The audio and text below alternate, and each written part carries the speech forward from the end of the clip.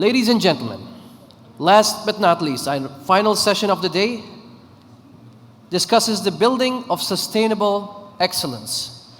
The subject will touch upon the administration in the UAE, achieving excellence in Dubai as an example, and touching on topics such as the government of the future.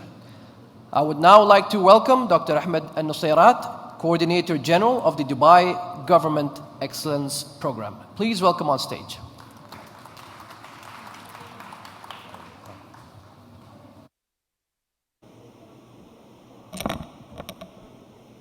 بسم الله الرحمن الرحيم. الإخوة الكرام، الأخوات الكريمات، إن شاء الله أني أنا ما أطول عليكم. أهلا وسهلا بكم في دولة الإمارات العربية المتحدة، دولة الخير والمحبة والسلام والاحترام. هذه الدولة التي تقدم كل ما هو خير وكل ما هو جديد إن شاء الله للإنسانية. وسوف أتحدث بعجالة بسرعة عن التميز الحكومي والإدارة الحكومية المتميزة في دولة الإمارات وفي دبي تحديدا. الإدارة هي أقوى وأقدم وظيفة في التاريخ. لم يجتمع اثنان لتحقيق هدف معين إلا كانت الإدارة ثالثتهما. ولذلك لو كانت الإدارة جيدة يكون الاقتصاد جيد، تكون السياسة جيدة، وتكون الخدمات الحكومية جيدة، لأن القطاع الحكومي هو الذي يقود التنمية الشاملة في جميع المجالات. دبي بدأت رحلة التميز مبكرا في العام 97 عندما قدم صاحب السمو الشيخ محمد بن راشد آل مكتوم للإنسانية أول برنامج للتميز الحكومي. كنا حكومة تقليدية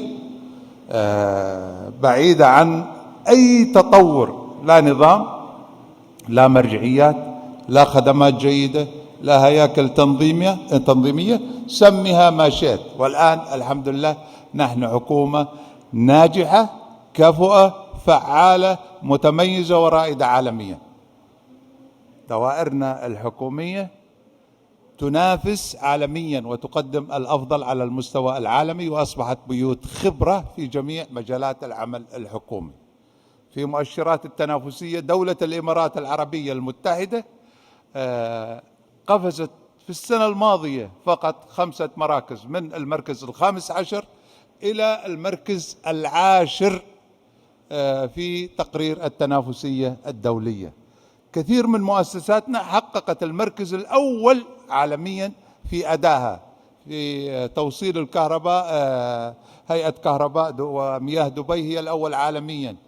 في تسهيل رخص البناء بلدية دبي هي الثانية عالميا. هذه هي مؤشرات حكومة دبي، هذه المؤشرات عالمية ويقيسها العالم.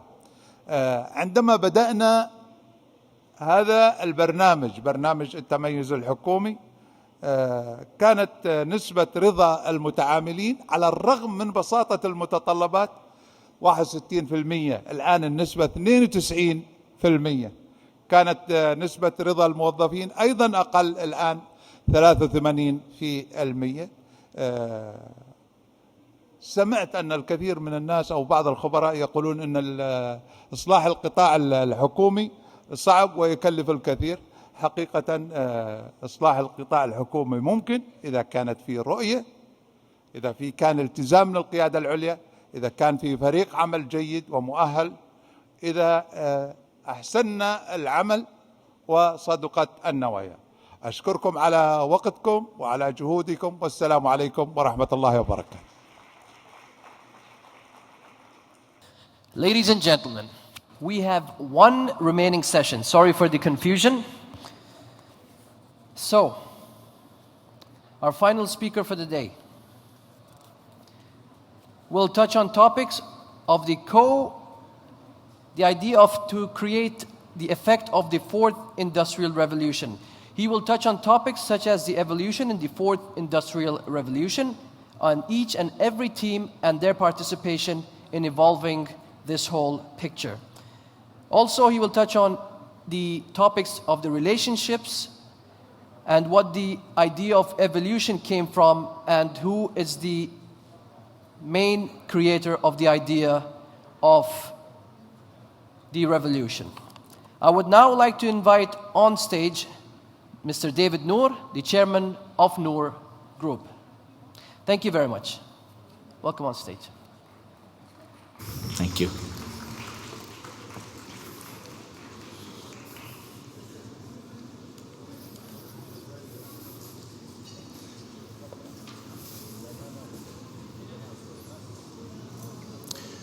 What got you here won't get you there. That's the title of one of my favorite books by Dr. Marshall Goldsmith, in which he builds a pretty compelling case of that which has made you successful to date may or may not be what gets you to the next evolution of your business, or your country, or your organization.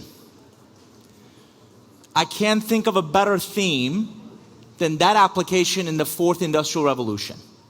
Because that, what made successful in the past evolutions, isn't going to what help get you to the next stage. So in our time together, I want to share with you some ideas and insights from global clients who are thinking very differently about their business. I want to introduce you to this idea of the co-create economy and what we're seeing in the market. I want to give you some examples of how co-creation is evolving in the fourth industrial revolution. And I want to share with you some ideas to take back to your organizations to think and lead differently. By the way, if you've noticed, I'm not alone on stage. My colleague Lynn Wilson is going to capture visually the ideas from this session. And I'm going to refer to that as strategy visualization shortly. So let's take it one at a time. The World Economic Forum describes the fourth industrial revolution with this interactive image. It's on their website, and they reference a lot of different facets, a lot of different drivers that are really leading to this progression. My particular focus is on innovation and productivity. How does it change the future of enterprise? How does it change entrepreneurs? How will it change real innovation within organizations? This is very evident if you look at the top 100 companies in the US. 100 years ago, there were steel, there were manufacturing. Even 50 years ago, there were companies like oil and gas. Today, there are definitively technology companies that are changing the way we work. They change the way we live and how we interact. What's fascinating about the top 4 companies is that they're in very diverse businesses. They're diversifying in not just in commerce, not just in autonomous cars, not just in big data and artificial intelligence, but across those industries. And they're connecting them together. In working with a lot of different organizations, they're quickly realizing that although they've been successful, say, in manufacturing or in professional services for a number of years, they're going to have to think differently about their business model, about their go-to-market strategies, about their revenue opportunities. And here's some things we know. They're both challenges and opportunities. So from a challenge standpoint, we know that the competition is increasing. We understand that globalization is shrinking, right? Really creating a fast track in terms of the market. But we also see some great opportunities. And those opportunities are, right? Customer expectations are increasing. If I can get that product or service quickly, why should I wait? I'm looking for more expedient delivery. I'm looking for a better experience with the organizations I work with. You're also getting a burnout of talent. Talent is burning out. Talent is investing a lot of time and effort, and they want to see even more progress than they do today. So exceptional talent, and I'll talk more about that in a second, is going to see you move and want to see you move with more agility, with more nimbleness, and quicker to market. This talent also identifies 2 really big challenges in how organizations are evolving. In essence, a revolution in organizations. The first one are things like technological and really digital migration. So things like automation, things like big data, things like access to information. Ideas like shifts in the way we generate business revenue, some of the same. I can put all of those in a bucket I call changes in demand for relevant talent. Think about it a second. I don't need just talent. I need relevant talent that understands not just where our business is today, but where it needs to move moving ahead. At the same time of this demand for relevant talent, you also have shifts in resource allocation. You also have changes in workforce culture. Those I can bucket in the supply of thinking talent. Said another way, you don't need just bodies. You need bodies who can think. You need bodies who can identify ways to overcome obstacles. That's how you evolve the culture. That's how you evolve the organization. Thinking talent, this is an actual sign from a building, leaves the building while it's on fire before they tweet. Thinking talent, right? I love this cartoon. Are you really concerned about all the artificial intelligence? No, I'm concerned about the reduction in real intelligence. We don't make enough time to think in our teams, in our organizations, with our customers, with our partners. The talent in the fourth industrial revolution also needs to be, I believe, treated a little differently, perhaps treated better. And in many ways, we're going to have to bring pride back in our works. I was raised that if you're going to do a job and your name is attached to it, it has to be the best job you can possibly deliver. In many ways, we're losing that sense of pride. We're losing that ability to put our names, to put our stamps, to put our signatures on a project, on an engagement. This is what the fourth industrial revolution is going to take, is that individual pride. The advantage?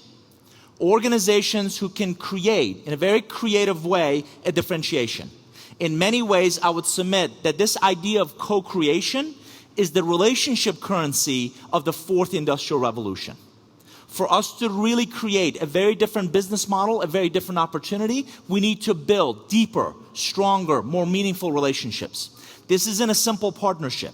This isn't a joint venture. This isn't I build one piece, you build another. This is the two of us building something that we couldn't do alone. In essence, evolving our business, evolving where we go to market very differently than we have in the past. The challenge is, we can all talk about innovation, we can all dream of incredible new heights, but delivering creative value is really complex.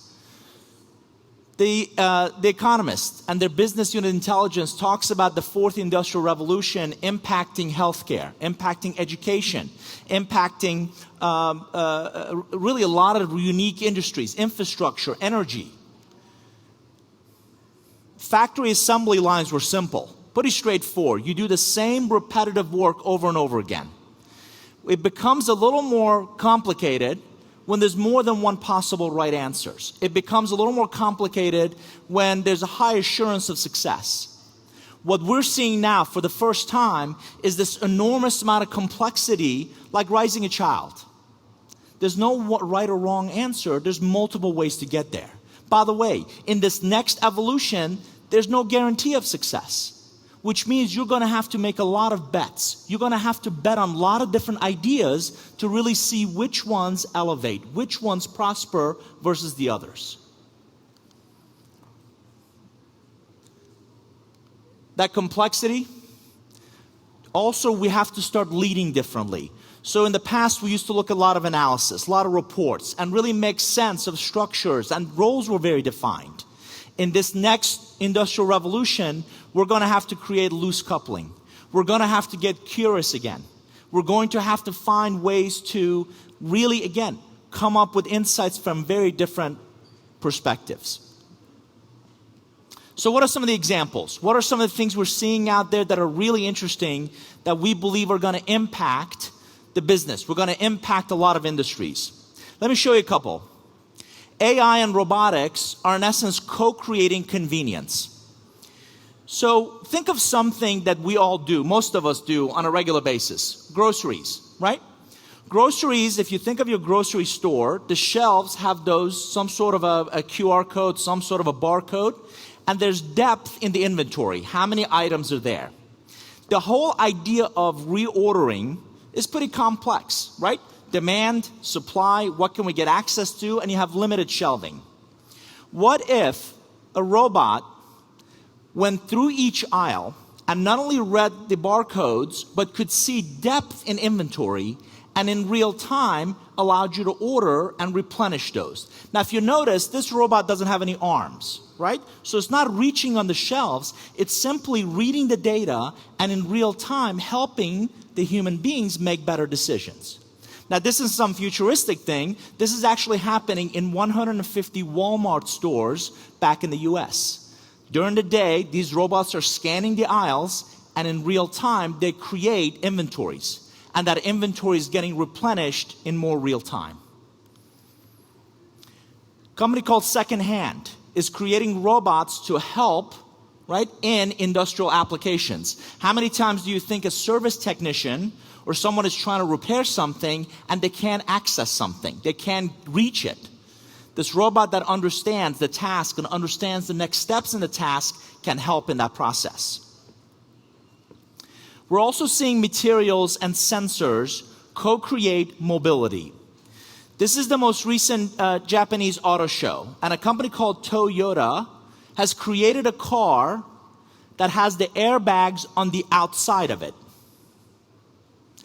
And this autonomous vehicle can also shape its shift as it picks up speed, so it becomes more aerodynamic. Again, thinking very differently. We're very used to thinking of that safety, of those airbags inside. What if we avoided the collision altogether with the airbags outside? This is an example of a joint effort between Yamaha and SRI Robotics. Again, most of what you hear is about autonomous cars. Think about a robot-driven motorcycle. You have 2 wheels instead of 4, so you don't have as much of the mobility, stability.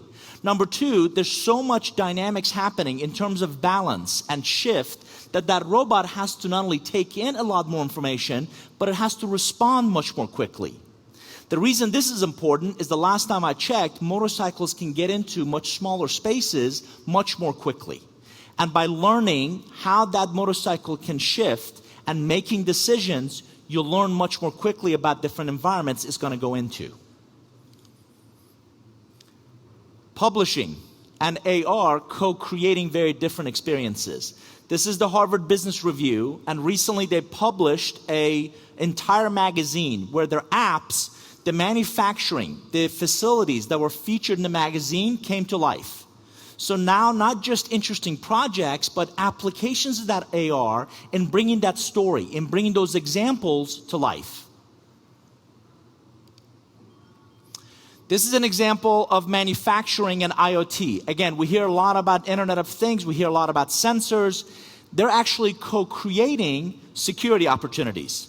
So one of the challenges with IoT is, again, security breaches or hacks. This is a Siemens example where if anywhere on that factory there a intrusion is detected, it actually shuts down that piece and it alerts different sensors to it to really understand where's that coming from, how do we quarantine it, but also really figure out what's our risk exposure here. So again, manufacturing and IoT working together to really understand, really drive additional security measures. I don't know about you, but I just don't get that excited about going into banks. Most of us don't. So this is an example of Capital One that has co-created the relationship you have with your bank with coffee.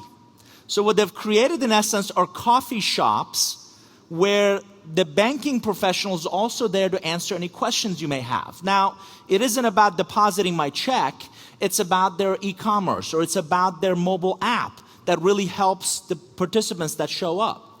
You want to know validation? You want to know how this is working? People talk about it. So this is an example of a course. In the past, I may have to go to a university or may go some other way to learn something. Now I'm going to my local bank that happens to be a coffee shop to learn something in that evening. The other thing is, again, a lot of people are talking about the great experience this bank is building in integrating this coffee shop. You may not think of that as that exciting, but what they're doing is they're evolving the perception of banking. They're evolving, why would I go to a bank? And it's more building that relationship, really building that community, and banking just happens to be an offshoot of that, an added benefit of that. Here's a really exciting opportunity. One of the challenges we see, one of the great upsides we see is really enterprise co-creation. So this is an example of Daimler, and Daimler is built, and a lot of organizations are starting to launch innovation initiatives, innovation projects. Daimler said, and this is a fascinating example of where they want to go as a company, where they want to go as a group of leaders. So Daimler has announced CASE, C-A-S-E, CASE, as really their overarching innovation initiative. It's driven by the CEO. It is incredibly creative and is focused on value creation. It is prioritized, it's supported, but more importantly, it's focused. One of the challenges we see with a lot of innovation initiatives is they're scattered. An organization is trying to do way too much. There's way too many things going on. In this case, they figured out that, you can see it, connected, autonomous, shared, and electric. C-A-S-E. That is their focus. That is their future. That is where they want to innovate better than anybody else. So what they've done is a four-pronged strategy. Number one, they created something called Startup Autobahn. And Startup Autobahn is in essence a platform. It's a large company really behaving like more of a startup or more like an incubator, where they bring some really unique value. We'll give you a lab. We'll also give you the equipment for you to come and test your ideas. So come be a part of our incubator. Come be a part of what we're trying to build. The second area is Case Invest. They've very much focused on four unique areas that they're continuously investing in. They realize that if they focus their efforts, they'll get further if they really pick and choose which one of these make a lot of sense for them. They've created something called Lab 1886, and this is about a global innovation engine and the mindset that says some of the best ideas may not be inside our company, but it's certainly in a broader environment where we want to attract. But again, it's not just anybody and any project. They're very focused on a handful of things that they want to learn more about. And they're very adamant about that learning opportunity, about that growing opportunity.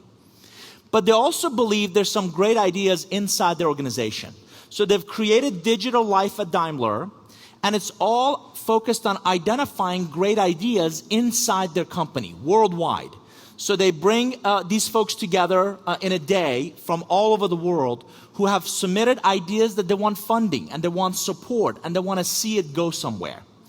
The other beautiful part is, very similar to what we're doing here, they're communicating. If you think about it a second, cross-cultural, multiple languages, that vision can get lost. What they're doing is they're using strategy visualization, very similar to this, to really articulate where they're going and what they're doing visually. And this way, everybody gets on the same page. Everybody begins to use the same common language in communicating their innovation efforts. So we see this strategy visualization as a great opportunity to do just that. So what does this mean to you? How can you take some of these ideas back? How can you go implement some of what I've shared with you today? Let me ask you one question. If you were your biggest competitor, how would you disrupt your business? Let me ask again. If you were your biggest competitor, how would you disrupt your business? That's the opportunity to start co-creating, start evolving a very different future for yourself, for your team, for your organization.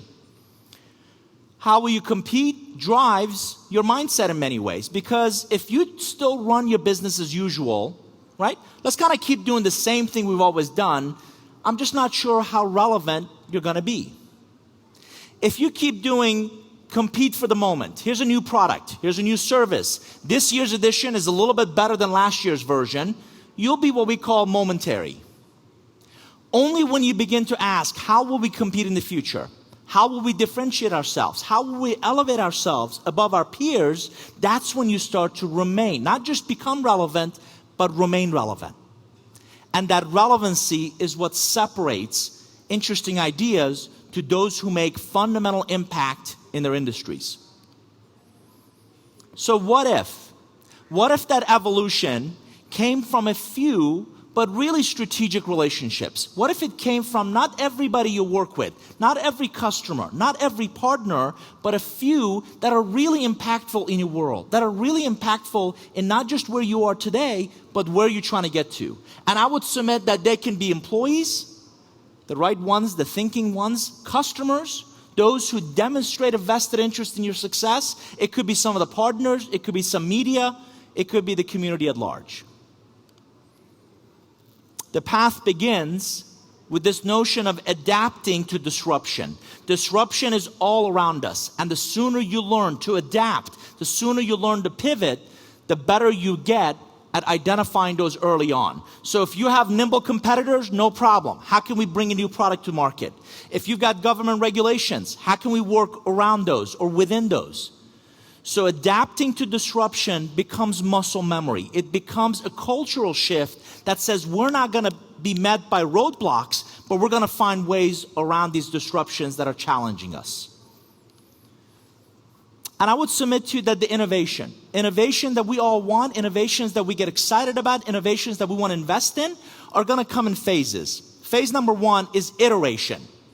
This is what companies do really well. This is doing the same thing better. Innovation is doing new things. Disruption is doing new things that make the old obsolete. Let me show you a very specific example, right? This is the timeline of emerging science and technology. I know it may be difficult to read, but here's my point. It focuses on digital, nano, neuro, green, and bio. And I don't know if you can see it or not, but right around here is the present. What do we know in the present? What are we doing in the present? What have we figured out from a competency standpoint in the present? If you've noticed, they're all very interrelated. Because what we learn, what we test, what we try, gets us to the probable. That is the probable. Once we get to the probable, we can see the possible. And co-creation accelerates this. You throw enough money, effort, resources at any project, any initiative, you'll eventually get there. Co-creation accelerates your ability to get from the present to the possible. Very simple example. Around most of our homes, we probably have one of these, a remote control, right? Now I'm dating myself. We used to have to, when I was younger, we used to have to walk up to our televisions, and you remember turning the dial to change the channels? So now we have a remote. And over the last several years, the remote has gotten more sophisticated, right? So this one has more buttons, and my most recent one I can speak to, right? Those are all examples of iteration. When the remote functionality becomes an app that I use on my tablet, I no longer need that remote. That could be an example of innovation. And by the way, we have hundreds, if not thousands of channels now, right? Who wants to sit there and flip through all these channels? When the television set understands my likes, my dislikes, my preferences, and based on my Amazon account, understands what I buy, based on my Uber, understands where I travel, based on perhaps my Airbnb stays, knows where I'd like to stay, and based on all those attributes, recommends television shows that I would like to watch, that's an example of disruption. Because it makes the remote obsolete. I no longer need this because the television understands my preferences, my likes, my dislikes. And if you think this is some futuristic initiative, it is now being co-created at a number of universities. Predictive analytics with a high degree of confidence give you insights and really reaffirm those predictions, reaffirm those insights about your likes, your dislikes, your preferences. And it accelerates that journey, that customer experience journey that really sets you apart, your brand apart from others. The other thing we see a lot of are old analogies, old expressions. And you may have heard of the expression, particularly in the West, we talk a lot about think outside the box, right? We talk about think outside the box. Co-creation and the fourth industrial revolution is all about think very differently about the box. What if that box was connected to the cloud? What if that box had analytical capabilities? What if that box, different skill sets came to that box? it now makes the box less valuable and really the outcome from the box the focus. The outcome from the box. Why do we use that box becomes the real value which we want to focus on.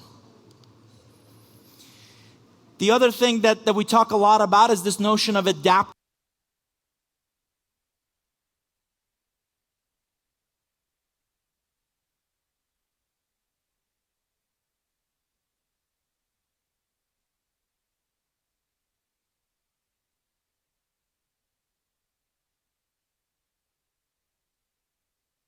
Right, there we go.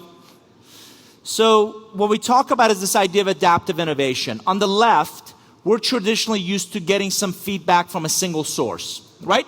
We give something to a customer, we get feedback about how they like it. We introduce a product to the market, we get feedback.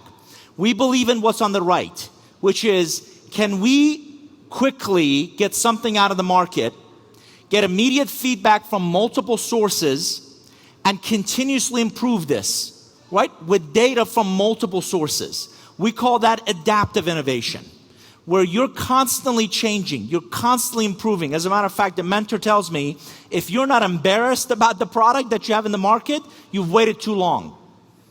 Because if you can get it out quickly, you can get immediate feedback. You can get practical feedback from those who use it.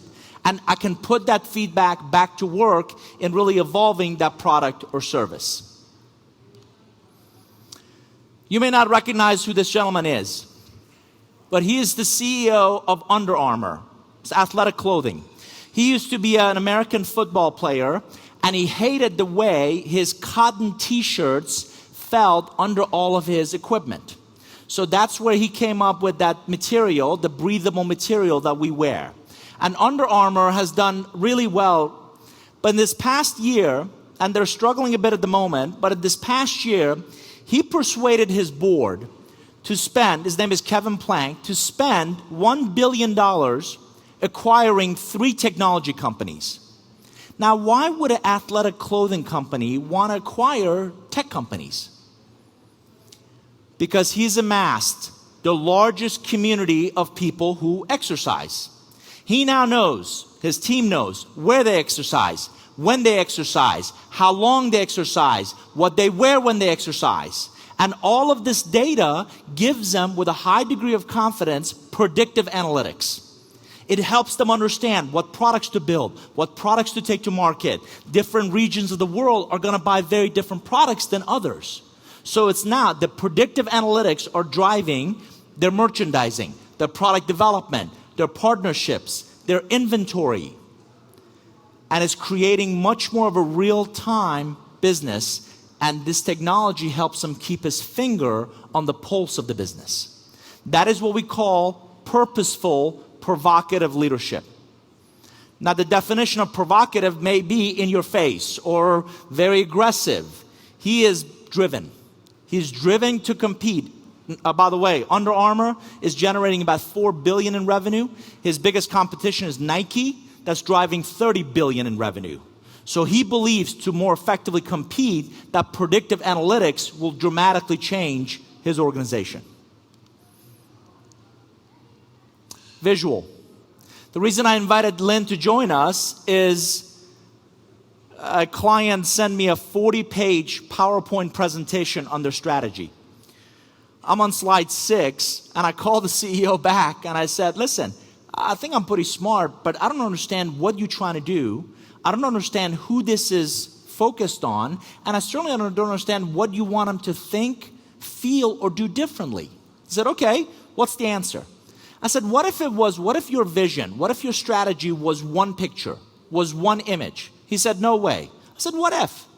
So what we came up with was not only a central theme that says we're going to create exceptional customer experiences, but we're going to do it very simply. The best strategies I've ever seen are simple. They're straightforward. They're clearly understood. We're going to build quality solutions. We're going to become a great place to work. We're going to effectively communicate.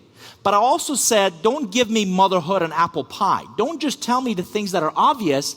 Give me some aspirational. So these guys manufacture, a company's called ThyssenKrupp. They manufacture elevators and escalators. And so what we have on here are Internet of Things. So sensors inside the elevator that with a high degree of confidence tells you when it's going to break down and it's going to need maintenance, not waiting for it after the fact. This is now their strategic path forward. Every executive opens every meeting with this slide. They're recruiting with this image. They're investing in innovation with this image. And if the strategy is simple and it's straightforward and it's easily understood. This is another one where Hilton, we did some work for Hilton. Hilton figured out that guests don't want to go into their hotels and see their parents, if not their grandparents, working there. So Hilton wanted to do a better job really attracting the next generation of talent. So I asked them, tell me what you do. They said, well, we go into these universities and we tell them how great Hilton as a brand is. And I said, well, give me an example.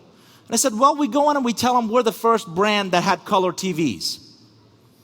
Or we're the first brand that had room service. And I said, wait a minute, they're not watching your TVs and they're not eating in your hotels. So your message doesn't resonate with them. What if they became the hero of the journey and you came along the side to support their efforts? So first year at university, you're trying to figure out where to go. So what if we created a map that really helped them understand where the best places to study? And if your family comes to visit, here's where you would take them. And we came alongside to really help those students not just gain the academic background, but also the experiences. This has increased their ability to recruit millennials by 400%. Why? Because it's a visual story. It's simple, it's elegant, it's straightforward. Other examples, like Hilton wants to bring military experience into their hotels. So once you leave the military, how do we help them transition into some great roles inside our properties? Again, this was presented at an investor conference. This is an example of KPMG, the global consultancy. When they go in and talk to chief compliance or chief legal officers, they want to be able to tell a very simple, straightforward story about their global risk exposure. That's a lot easier done visually than it is me articulating day after day about what those issues are. So we believe in this notion of strategy visualization where you articulate your vision of where you are today and where you're going visually. And this is an example of things that Lynn created along the way. So what I want you to really think about is as you venture into your role, your opportunity in this fourth industrial revolution, you build relationships for empowerment, not hierarchy. You build a journey that you can constantly measure and analyze along the way. You hopefully envision a very different value in the future than you deliver today. Again, think about it. If we build autonomous cars, those people who make the street signs, we're not going to need them. You heard earlier today, a lot of health issues and deaths come from crashes. Autonomous cars, hopefully we'll be able to avoid those. So how do we create a very different value in the future than we do today? Alignment. How do we bridge silos? How do we bridge silos inside and out? Unfortunately, a lot of organizations, as they get bigger, their right arm has no clue what the left arm is doing. How do we get them to think? And again, I showed you the Daimler example. Really look for those innovation opportunities more often.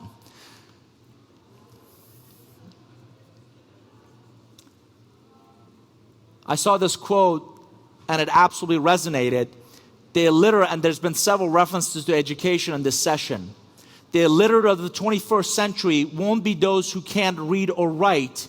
There'll be individuals who cannot learn, unlearn, and relearn.